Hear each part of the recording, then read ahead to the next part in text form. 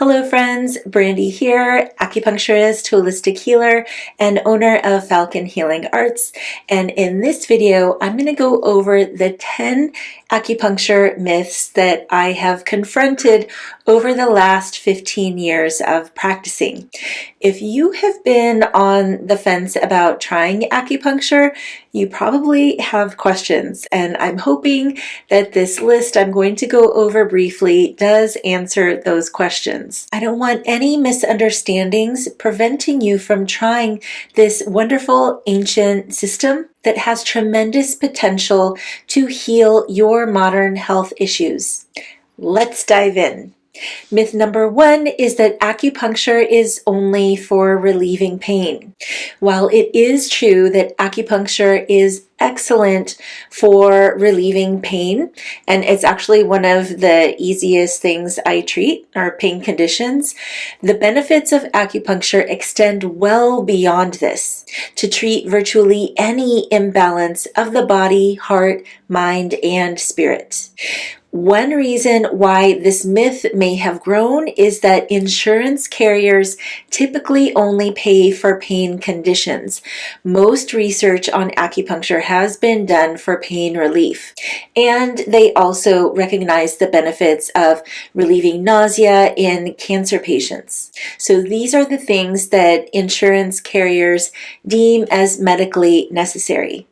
This is a myth that definitely needs to be cleared up, because acupuncture and all modalities of Chinese medicine can support mental health, digestion, immune health, and overall wellness by balancing the body systems in a safe and effective way, free from any side effects. Myth number 2 is that acupuncture hurts. But I've also heard from others that acupuncture is painless. And really, this is not a black and white issue. We are working with needles with acupuncture, and the sensations you experience really depends on your sensitivity, the conditions that you're being treated for. So a woman who has PMS is automatically going to be more tense. They are going to be more sensitive and more likely to feel pain on needle insertion. And that is typically when you might feel pain, is just the needle getting past the skin. It also depends on the gauge or the thickness of the needle. It depends on the practitioner's experience and style. Some are more gentle, like I am. I work with kids, so I have a very gentle style. Others have a very strong style, and they work with clients who want stronger stimulation. And what you feel with needle insertion also depends on the area of the body that is needled. So the palms and the soles of the feet are definitely more sensitive. Those are not popular acupuncture points that we use, only when necessary. And quite often I just do acupressure on those points because, again, I have a more gentle approach. So with all that being said, most of the time you don't feel anything. You usually just feel the guide tube that's put against the skin. That's a way of distracting the skin and the body from feeling the needle, which we tap in next. So again, most people don't feel the needle at all. They just feel the heaviness and the deep relaxation that comes once the needle is in. So sessions for the great majority of people are actually really relaxing and don't involve any discomfort.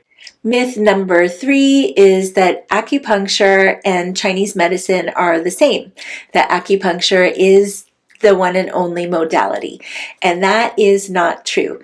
Acupuncture and herbal medicine, I would say, are equally popular, but there's other branches of Chinese medicine too, and each of those has sub-modalities. So there's so many things that make up the system of Chinese medicine. So again, there is acupuncture that most of you are aware of. We use needles to activate certain areas of the body that are linked through channels or pathways that relate to the vital organs of the body. So this web of connection is the energy system that is the bridge between the body, heart, mind, and spirit. We're also affecting this system with herbology. So that's using plant medicine, teas and tinctures that you can consume, take internally to help affect the chi and blood that creates health in this energetic system. Herbal medicine also involves using poultices, so putting herbs on the skin to help external conditions, and burning mugwort, a practice called moxibustion, which helps to enliven the chi and blood in the body and help it circulate better to provide greater health. There's also Chinese dietetics that's using food as medicine. Similar to herbology, we're working with the characteristics of the food to help treat any imbalances. There's Tui Na massage, so using acupressure, stretching, manipulating the spine and the limbs, using cupping and gua sha. These are all parts of Tui Na massage, which tonify and sedate the chi and blood, again adding to balance in the whole body system. And then finally Qigong, which is the energetics, and that is working exclusively with the energy of the body. And this can be something that someone does for themselves using posture, breath, and intention, or Qigong practitioners can project this energy onto the client and create balance in their system that way. So all of these branches of Chinese medicine are equally important and all serve to create optimum health. Myth number 4 is that you need to believe in acupuncture and Chinese medicine in order for it to work. Not true. It is not a placebo, and a lot of research has been done to show that there are definitely strong physiological effects on the body, like releasing endorphins and regulating hormones regardless of belief. And this is why it also works on babies and pets who have no idea what we're doing to them. Bodies are self-healing and naturally find balance when they are given the right support and care. Myth number 5 is that Chinese medicine is unscientific and there is no science to support it. Because Chinese medicine is like 5,000 years old, people may have the assumption that it is outdated. But as I mentioned before, and this is why acupuncture is so popular, is that there is actually a lot of research being done on it. There is absolutely science that backs it up. Now, do scientists know exactly how it works? No. And still, studies have shown that it's valid for treating pain relief, anxiety, fertility issues, and more. So Chinese medicine's long history does not negate its effectiveness. It has endured the test of time and is actually gaining in popularity because people are getting results. Just because scientists don't fully understand it doesn't mean it doesn't work. That's not a limitation of Chinese medicine, it's a limitation of the human mind. So though modern research continues to study acupuncture and other Chinese medicine modalities, it will likely never fully understand it, just like they don't fully understand the body and other miracles of life. We can appreciate the mystery and the healing benefits it offers. We are halfway through this list, friends. If you're enjoying this video, please give it a thumbs up and consider subscribing to this channel if you'd like to see more of these holistic wellness videos. Myth number 6 is that acupuncture is a one-size-fits-all therapy. On the contrary, acupuncturists and Chinese medicine practitioners create individualized treatment plans. We are working with special individuals and their constitutions and other circumstances that may actually change from time to time. So we may start off treating one thing, and then the woman goes into menopause and we start working with her in a different way. So we're always working with the person in front of us, what they are presenting, and working on many different levels.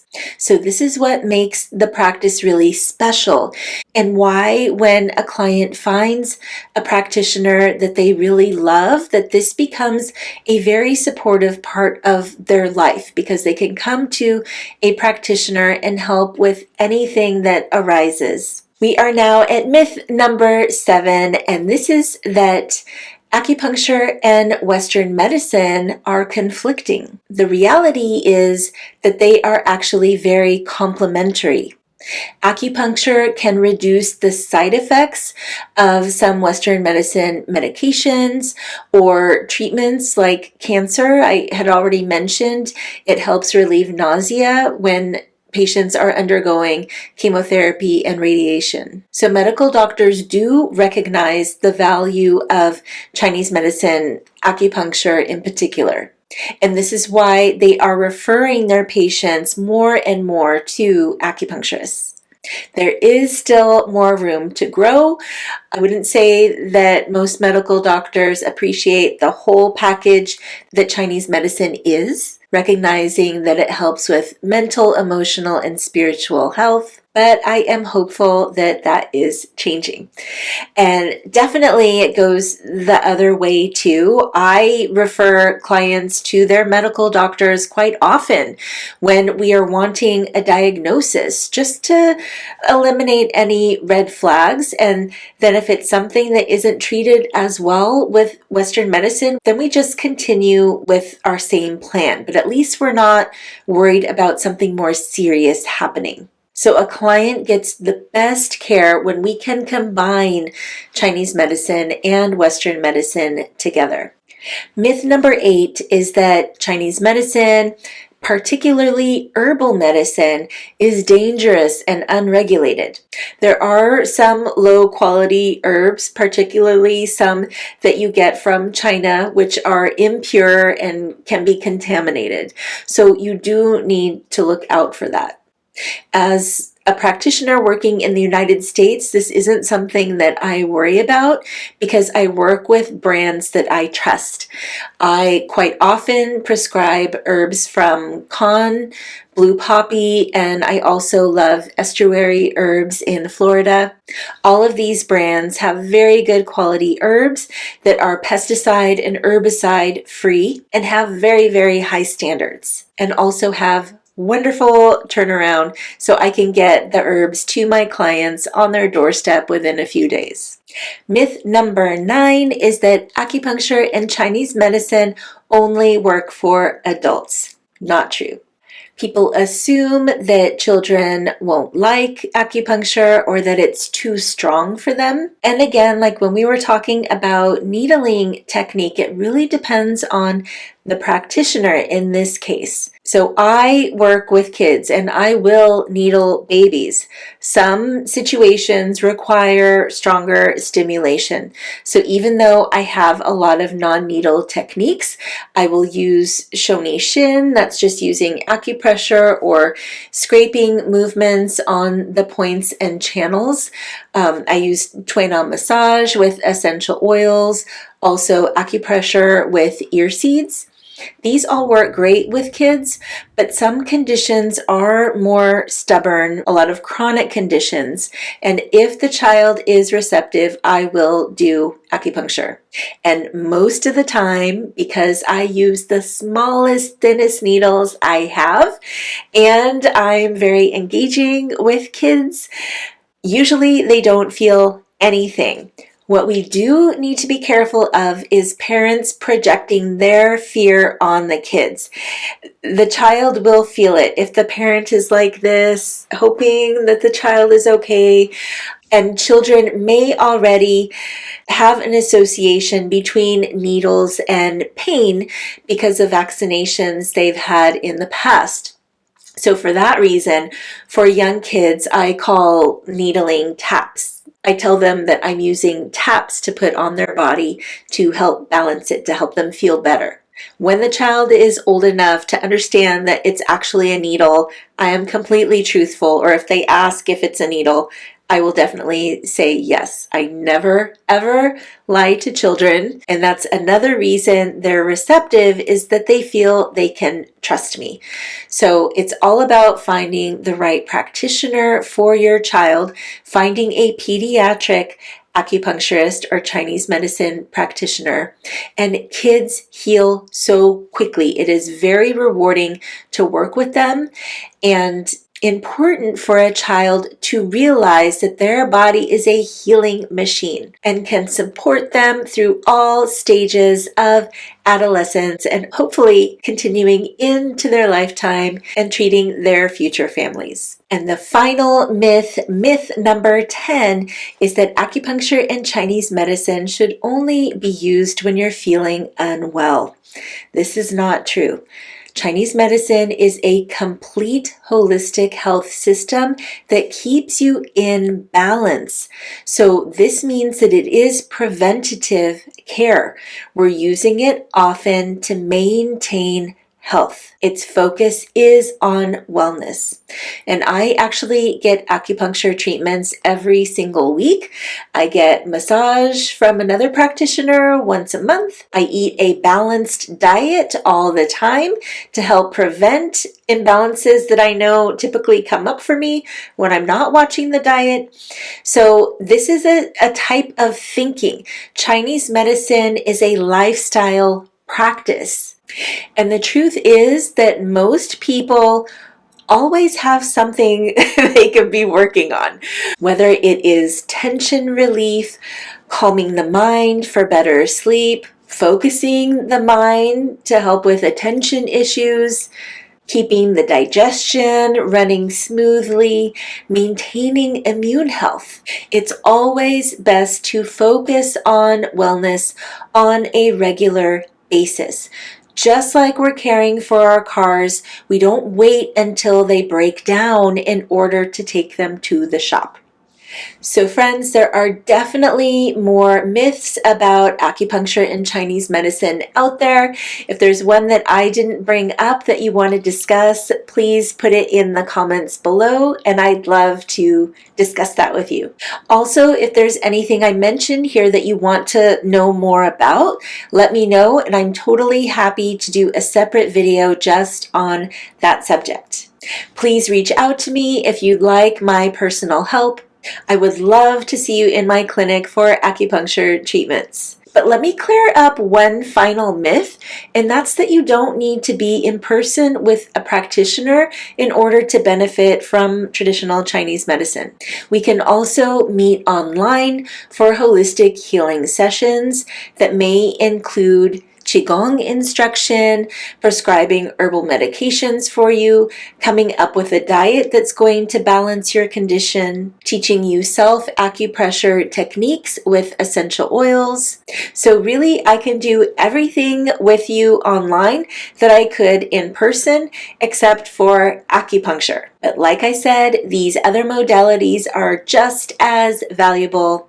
Chinese medicine can help you heal on every layer of your being, and it would be my honor to guide you on your wellness journey. I look forward to connecting with you again, friend. Take care.